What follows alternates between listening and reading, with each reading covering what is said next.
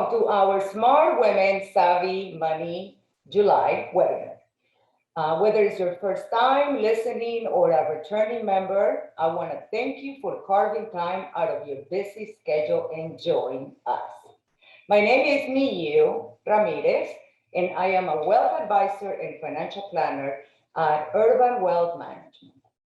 I have a passion about aligning my clients' money towards a life that will let them do what they want, when and where they want it, and for as long as they want. The webinars are created especially for members of the Smart Women Savvy Money Club, which exists to provide a safe space for women to learn, share, and become empowered to take control of their financial future. Topics range from furthering your career, thriving at your business, protecting your assets and your loved ones, and how to invest socially responsible. They are presented by professional women who are experts in their field. And this brings us to today's webinar. The title is Estate Planning Lessons from the Pandemic. And it is presented by my very good friend, Esther Hopkins. Esther, you are on the screen right now. I'm gonna just say a little bit more good things about you. Sure. Esther is the founder of the law offices of Esther Hopkins, PC, based in Los Angeles and Ventura counties. She provides personalized legal counsel tailored to the specific needs of individuals and families in the areas of estate planning, business planning, probate, and trust administration. Esther has over 25 years of solid experience and speaks fluent Spanish. So Esther, without further ado, go ahead and tell us about what you are here to talk about. Thank you, Millú. And I'm going to go ahead and share my screen here and get this slide going. And today, as Millú said, we're talking about estate planning and what lessons we might have had from the pandemic. I'm sure we all had lots of things that we learned during the pandemic. It may have been something like, how do I use Zoom and go virtual in my business? It may have been realizing things about your health that you needed to take care of, or your mental health, or your finances maybe weren't what they needed to be. Well, today we're going to focus on what we learned in estate planning. As you can imagine, during this time, my practice was very busy. There were lots of worries and concerns and people coming out of the woodwork, with their concern, are we prepared? And so that's what we're going to focus on today, is what lessons have we learned as a result of this pandemic in relation to estate planning. I'm going to turn on my laser pointer so I can point as we go along. So I think some of the lessons, the mistakes that occurred, arise out of the common misconceptions that exist in estate planning. And there are many, and I hear new ones almost every single day. I'm just going to talk about a few of the big ones that come up regularly that need to be addressed. I often hear, well, estate planning is just death planning. People think of it as, well, I only need an estate plan in order to plan for death. Well, estate planning is much more than that. It is death planning. It is incapacity planning. It's asset protection. It's tax planning. It's planning to, so that you avoid a fight with your families. There's so many things that come up in the estate plan that are addressed. It's not just death planning. The next one is, I'm too young to create an estate plan. That's for older people, but I don't need to worry about that. Well, unless you have something that I don't know about, but none of us get to decide when that's going to happen. First of all, with regards to, our death, but also what people don't take into account is that estate planning is incapacity planning. If you are 18 years of age and older, you need an estate plan. It doesn't necessarily mean that you need a trust. It doesn't necessarily mean that you need a will, but you definitely need to get an estate plan. So estate planning isn't just for the elderly, it is for everyone who's 18 years of age and older. Another one, I don't have enough assets. They think that estate planning is just for the wealthy, that it just involves avoiding taxes. It's not. Well, although avoidance of taxes or minimization of taxes, as I should say, is a big and important part of estate planning for a lot of people, there are other things that are much more important, and you don't need to be wealthy. You could have no assets and you still need an estate plan because you need a plan for your incapacity. So what I also see, another misconception, I already created an estate plan 20 years ago. I don't need to do anything else. That's it. I'm going to shove it in a drawer. It's going to collect some dust. And there's the mistake that that estate plan is still going to work 20 years later. Your life changes, people in your life change, tax laws change, trust laws change. You got to update those trusts. You need to be looking at it every year, not necessarily updating it every year, but looking at it every year to see if it still works for you. This is another one. All my children should be co-trustees because I don't want to hurt their feelings. I want them all to be co-trustees. That is almost always a recipe for disaster. That is probably one of the areas where I've seen the most amount of litigation. And it's one of the areas where if we are going to have co-trustees and co-executors, that we better think really hard about, setting that up. I do not need the assistance from an attorney to create an estate plan. I can tell you I learn something every single year, and something new about estate planning, and new laws come out regularly. There are so many landmines in the creation of an estate plan. It's really important to get a good, competent estate planning attorney, not even a generalist, to help you create your estate plan. So I love using this chart for explaining, well, why do we need an estate plan? This is kind of a really high level look at why we need an estate plan. So what do we have here? We have here on the left-hand side, from the left top to the bottom, these are all the things that you would experience if you don't have an estate plan. This is what happens when you have capacity. These are the things that would occur if you were to become incapacitated. And these are the things that are going to happen post-death when you don't have an estate plan. On the right-hand side, here we have various different documents that you can draft, to help you create an estate plan. You may need some or all, or even more different documents that are maybe not even listed here, but you create these documents while you have capacity, and each of these documents is going to have a different function. Some documents are going to function while you have incapacity, and they're going to help you avoid the things on the left-hand side, and some things are intended to handle the things that occur post-death and keep you from the bad things on the left-hand side. So if you are sitting in the upper left-hand corner, and you have capacity, you have no estate plan, you make your own financial, personal care, life and death, and medical decisions. No problem. Everything works just fine as long as you stay in that box. But we don't control how long we stay in that box, and that's why we plan.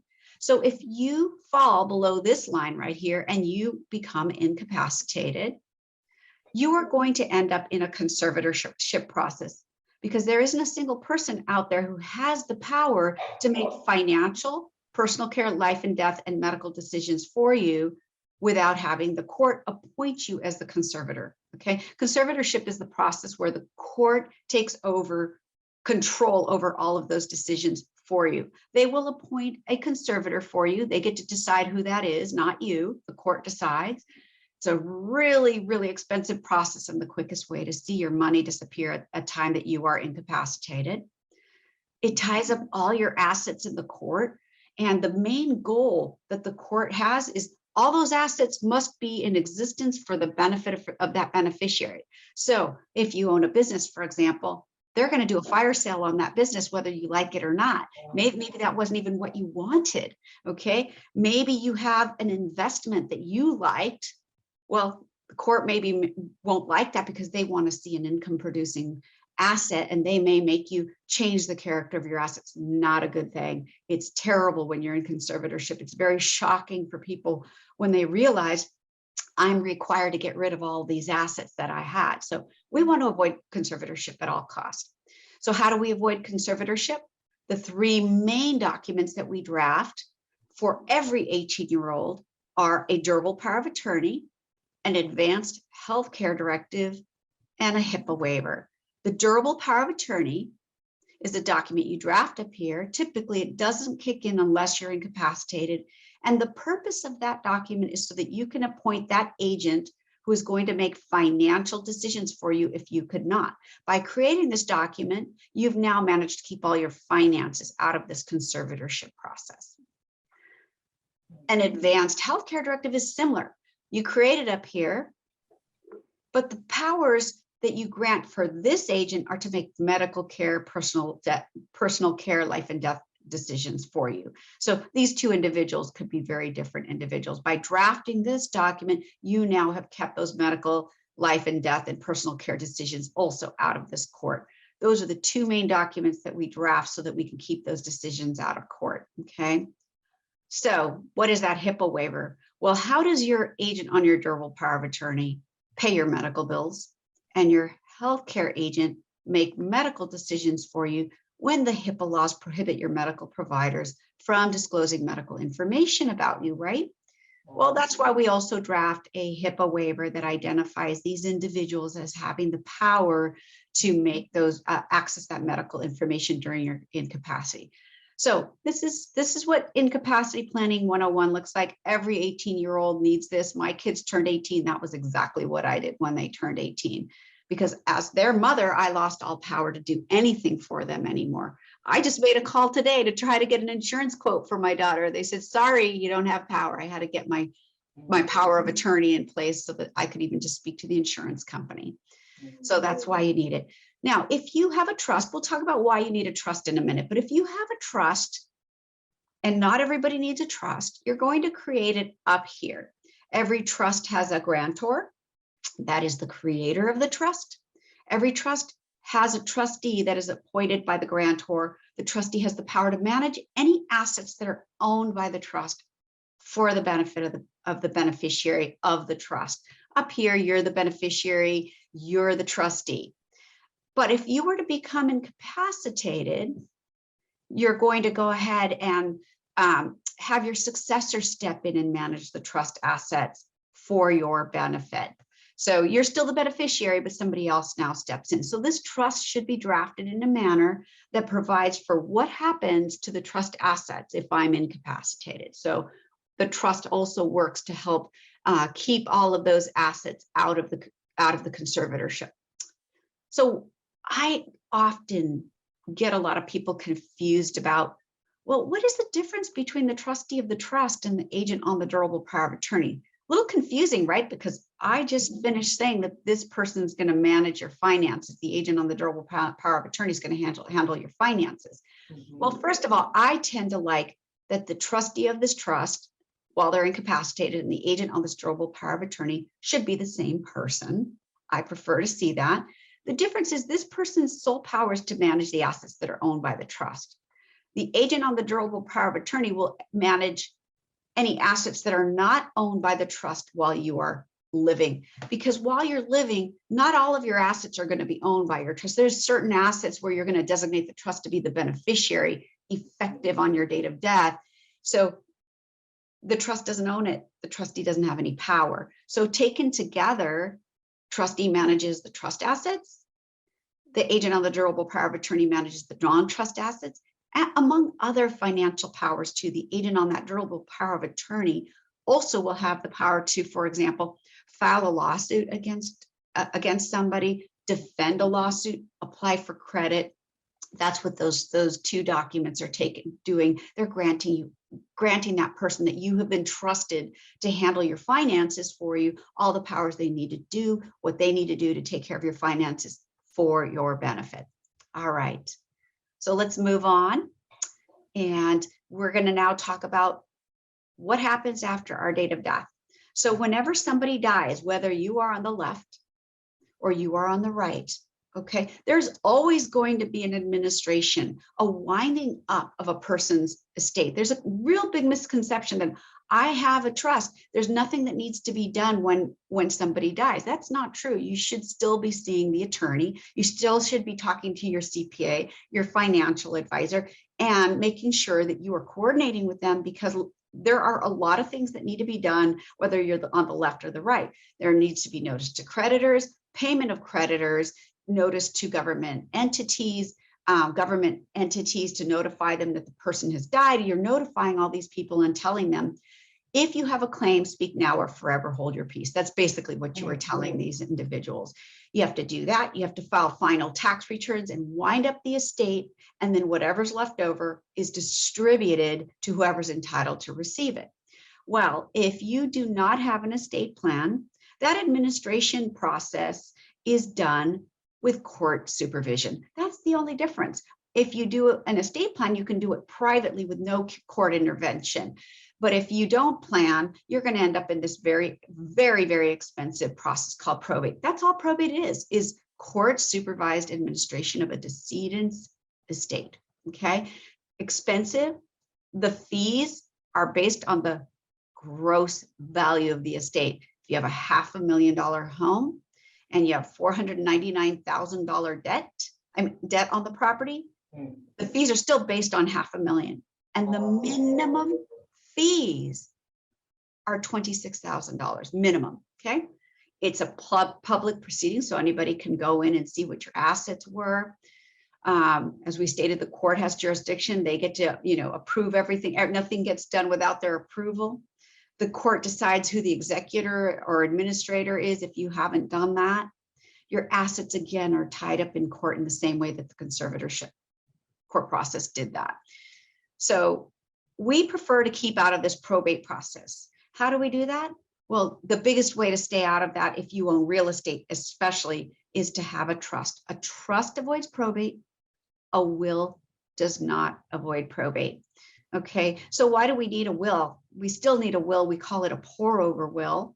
This will is out there so that you could point your executor, the person who has the power to do the tax returns. It also says that anything I forgot to put in the trust, I hereby pour it into the trust. Hopefully you have not forgotten to put everything into the trust, but that's what it's there for. So that's why we want a trust if we own real estate, especially to stay out of probate.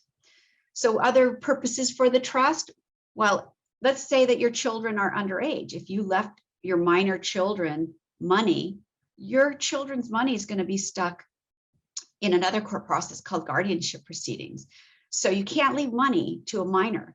In a trust, you can say, I'm leaving this money in the trust, and the trustee is going to manage the trust for the minor at least until they're 18. But you can also design this trust so that, for example, let's say you have an immature or beneficiary, someone that's not great with money. Maybe you want the trustee to be in charge of their money till they're 30, or maybe for the rest of their lives, you want somebody to be managing their money because you know that they're never going to be responsible. That's protecting the assets from the beneficiary. And then finally, another reason is maybe your children are great with money, but you're worried about their spouse or their future spouse. You're worried about, if they got sued, you don't want their assets to be lost by a lawsuit or a divorce. If you leave all the assets in a trust for the rest of their lives, and you can even structure it where they're their own trustees and things like that, you have given your beneficiaries the gift of asset protection and a prenuptial agreement, and they don't even have to ask for it. So it's a really nice way to give assets and protect those assets from third parties. Let's talk really fast about gift and estate taxes. Anytime you make a gift to someone, you potentially trigger a 40% tax. If it's a gift while you're living, it's called the gift tax. If it's a gift at death, it's called the estate tax. Except that we each have a credit. This year in 2022, we can give away $12,060,000 per person before that 40% kicks in. As a married couple, it's twice that amount that you can give away before that tax kicks in. So it doesn't apply to everybody. I'd like to have that problem, but but it doesn't apply. So for most people, they don't need to worry about estate taxes. However, keep in mind that this 12 million, is constantly changing. In the year 2026, it's going to drop back to about $6 million. And you never know, depending on who has power in government at that point in time, it could even be lower. It wasn't that long ago that it was down at $3 million per person. There's also an annual exclusion. You can give $16,000 away to each person. And failing to plan, if you do have a large estate, can have a lot of unwanted consequences where you're having to sell assets in order to pay that very, very ugly 40% tax. So it's really important to take that into consideration if you have a large estate. So what are some elements to a successful plan? As I stated earlier, having trustees, executors, and agents on the durable power of attorney who are capable of handling the complexities of the estate. This is the number one area where I see problems. Somebody's appointed someone who doesn't understand that just because you're appointed doesn't mean that you are the owner of these assets. You are a fiduciary. You have a responsibility to report and be transparent and to deal in the best interest of all the beneficiaries. I see a lot of really ugly things going on here. And picking your children isn't always the right answer. Sometimes they are not the right answer because they're not capable of handling this very, very hard job. It is not fun to be a trustee. So, don't think that you're hurting your children by not appointing them as trustee. It is not a fun job. Okay, ensure that title to the assets are appropriate and the beneficiary designations are consistent with the plan. Big mistake as well. I see people who create an estate plan and none of their assets are in the estate plan. Well, guess what? Those assets are going to end up in probate, despite the fact that you just spent money in creating that plan. Huge mistake. You got to make sure that your assets are either owned by the trust or the trust is the beneficiary on those assets. Exceptions, 401ks and IRAs, sometimes we do. There's a lot of tax issues around that you shouldn't be making those decisions by yourself. You should be speaking to your tax professionals and your attorneys to figure out the right answer for those. I've also seen situations where someone's assets the assets from a marriage are titled in the name of one person, and that one person tries to gift it away. Well, guess what? You can't, because your spouse has a right to those assets. You can't gift away what you don't own. And I've seen a lot of really ugly disputes over whether something is community or separate. Cleaning that up is really important. And then also, making sure that titling is appropriate. It avoids disputes. Another matter that I had, there was a will that gave away these really, really large properties to the decedent's children, but the properties were owned as joint tenancies with the stepmom. So guess what? The stepmom got the properties and the kids did not get those. Horrible mistake that occurred. So you want to make sure that the assets are properly titled and beneficiaries are properly designated, or you will have a failed plan. A good successful estate plan should take liquidity into issue. One of the biggest devastating things is the loss of a life. And now you've also lost this income that this family needs, and failing to, meet with you to talk about these things, whether it's let's grow our wealth for these emergencies or getting life insurance. Those are the things you should be talking to your financial professionals to make sure that you've taken care of those things. And making gifts to individuals that are not feasible because you don't have enough assets. You need to make sure that you can make that gift. I just saw where wife just died, and there in the estate plan, it says that there's going to be this large gift being given to her daughter. There isn't money in the estate to give the daughter. Now this surviving husband's needing to get a reverse mortgage in order to come up with the money. Horrible plan. So these are just some of the many, many, many mistakes. And then I love giving some flexibility to the plan. I like to include, for example, provisions that allow for replacement of trustees. So you're not having to go to court and ask for the court to appoint a new trustee. I have so many contingencies in my estate plans because my goal is to keep you out of court as much as possible. I also add trust protector provisions for for limited modifications to the trust when the trust is irrevocable. It doesn't allow for changes of the beneficiaries, but it's a very good tool for correcting things that arise when there's changes in the trust laws and the tax laws. So those are just some of the things that really came up during the pandemic, where people realized that, yes, either they didn't plan because they didn't think they needed to plan.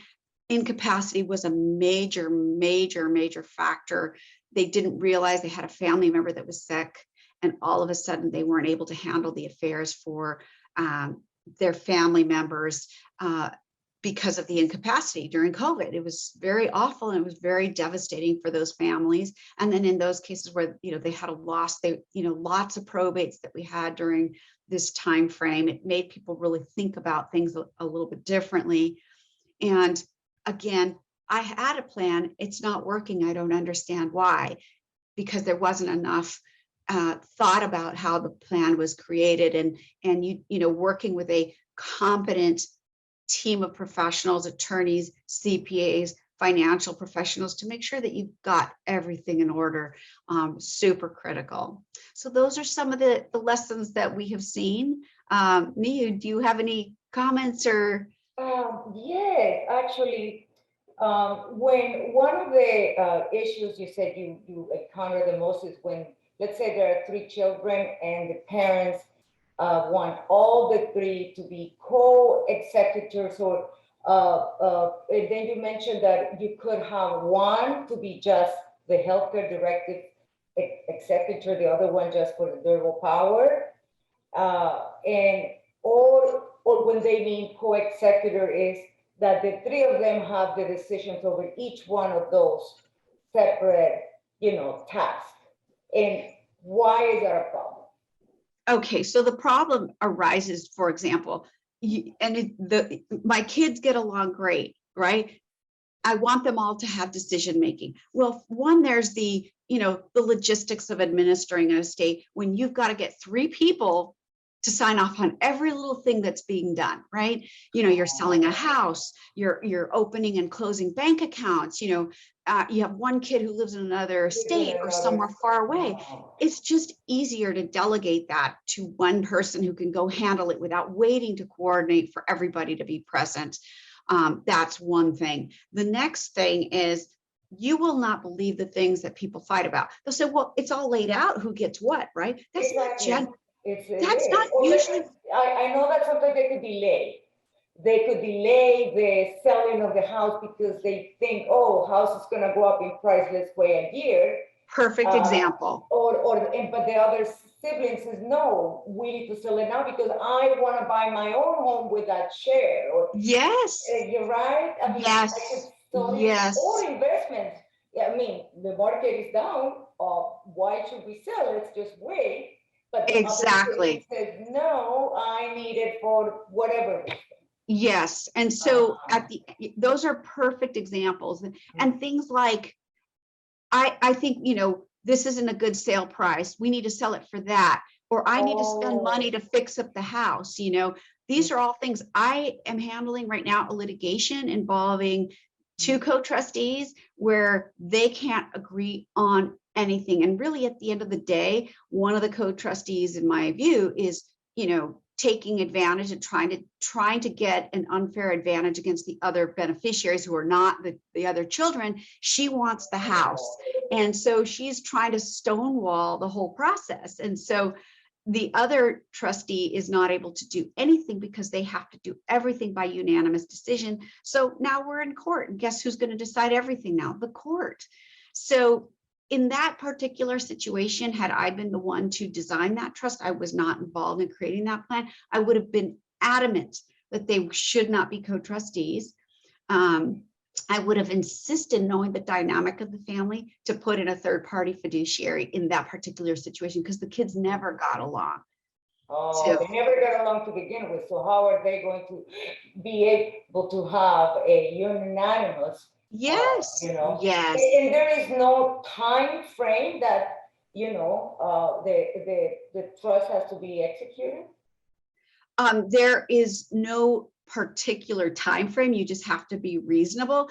There are like rules, like if you were to receive $100,000 gift, you know, if you don't receive it within a year, for example, then you're going to you're entitled to interest on that money, but everybody else has to wait. And you know, you got to be reasonable. I mean, it's reasonable. And so when somebody's delaying, those are real problematic issues. You know, I just realized I have one more slide that I didn't look at too. Oh, okay. So some of the elements to a successful plan: keeping your estate plan up to date, current with the laws for trusts and taxes, and making sure that when you do your estate plan, that you are addressing the property tax issues, the estate and gift tax issues, generation skipping transfer tax, capital gains and income tax issues. All of these things are triggered in an estate plan, and you need somebody who knows what they're doing to avoid unnecessary taxes. I see oftentimes someone will say, I want my son to live in that house. Well, we don't have a parent to child exclusion like we did before. We still have a parent to child exclusion. I'll give you a better example, because if you live in the home, you get some exclusion. There is one child who's living in a home for the client. It's not their home, it's one of their properties. There's no parent to child exclusion. Once those parents die, that property tax on that property is going to be through the roof for that property. They want that property, they want their child to live there. How?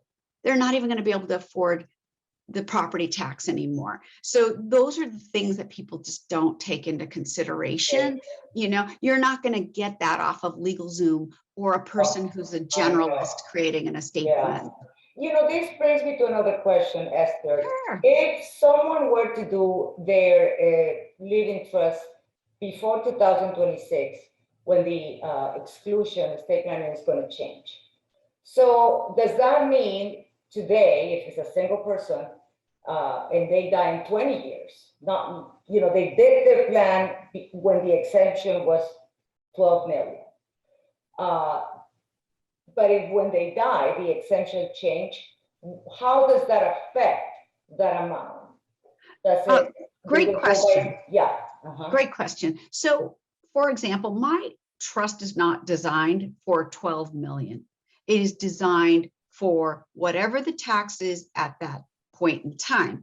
So the way, and I have contingencies written into my trust for that. For if the tax laws change in 2026 and revert back to the year 2012 laws, my trust has a safety where automatically it turns into the old school trust that used to exist before 2012. That's how I draft mine. Not everybody does that, but that I would say a lot of estate planners are doing that today. But the real thing is, even with my trust, if all of a sudden the exemption dropped down, let's pretend it went down to 1 million. A lot of people then are going to be in a position where they need to be doing something. It doesn't mean that they need to go and update the main estate plan, but it probably means we're going to start talking about what other trusts or estate tax planning tools can we use to minimize that tax. Exactly. Likely you won't have to update the estate plan. You will need to do additional amendments, like you said, funding the trust with different investments, maybe getting something out of it or adding something. Yes, doing gifting strategies, for example. It may be gifting strategies. It could be, for example, let's create like an insurance trust to pay the taxes. Let's do, you know, grantor retained annuity trusts, intentionally defective grantor trusts. Those are all estate tax planning tools that are also available. We only use those for individuals who are planning for a potential estate tax. And, you know, if there was a change in the law and it dropped, more people are going to be coming to do those trusts in addition to what they've already done, is what it is. Exactly. Well, I think I've learned a lot. So I hope that our audience takes your advice, Esther, and make sure that they put all their wishes in writing, because you're right, that things just change. And even if they've done one, you know, when the children were minors, right? A lot of times now they're adults. and if they have not updated that, right? Like you said, if something were to happen to your child when in college, you cannot make any decision for them. And is it the hospital that ends up making that decision at that time? Scary. Yeah, most likely, most likely. Well, this is very good. Thank you, Esther. Thank Esther you. Hopkins. Uh, I think that we have finished our July webinar. Thank you very much for attending. And the next webinar will be in August. And I want to share my screen because I never got to show our audience about where can they find. This is our website, urbanwm.com. And if you want to know what is going to be happening next, upcoming events, right here is the Smart Women Savvy Money tab. And the upcoming events that will be, if you want to know, so this is the July. In August, we have Medicare talk. Melinda, again, you don't know what you don't know about Medicare. Oh my God, this is such a big, important decision, about what to do or not to do before you turn 65. And it really doesn't, when you're already the year that you're turning 65, it's too late to make any type of changes. So really, you have to seriously think 3 years before you turn 65. To be able to make the right decision about Medicare. And also, so you don't pay the premium, basically. So this is our website. And again, thank you, Esther, for being our Thank you. Guest today. So bye-bye, everybody, till next time.